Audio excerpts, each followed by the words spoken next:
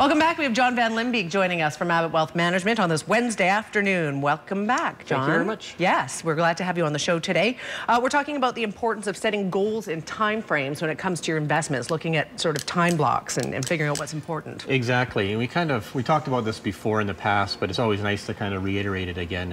And when you're looking at, it doesn't matter what the investment is. You know, it's an investment, you know, it could be with us. It could be a rental house. It could be a new business. It could be, you know, or a goal, for example, like you said. So you got to have that, to us, you got to have that time frame sorted out. And when you have that time frame sorted out, it becomes a lot easier and more predictable of reaching that goal, right? So if you're thinking about, you know, saving for a trip, well, it's a different time frame than saving for your retirement. Yes. Or I got to buy a house in 4 years or 5 years. Well, your investments, even with the safest or the best businesses in Canada, they still change based on people's emotions day to day or sometimes month by month.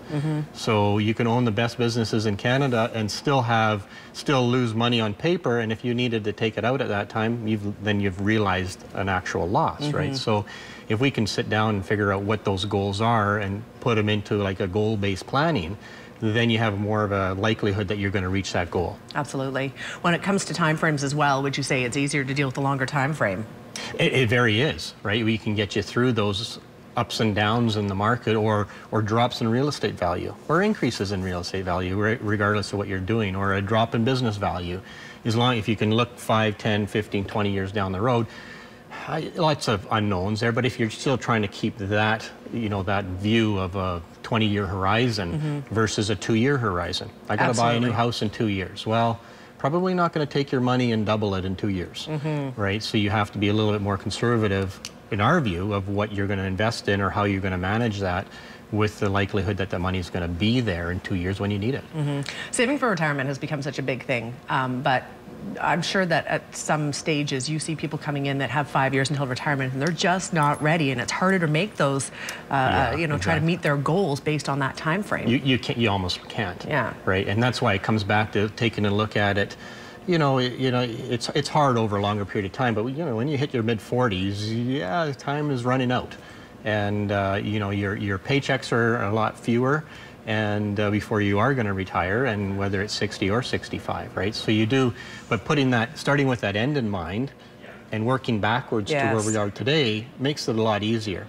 You know, it's easier if people are doing it all the time. It may be totally confusing to the average person to say that's just too overwhelming, but you have to just break it down. Like you said, we just have to pull those questions out. Yes. Right? And retirement's one aspect of that, but now we have tax-free savings accounts.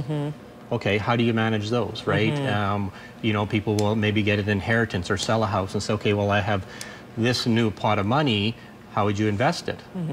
Not me. It's I gotta pull that out of you and say, okay, well, what do you want to do with it? When do you want to do something with it? And if we can do that, we can put a better plan in place. Absolutely. Yeah. You know, it's not about the return. It's about sometimes protecting that money or saving that money and growing it very safely, just so it's there when you need it.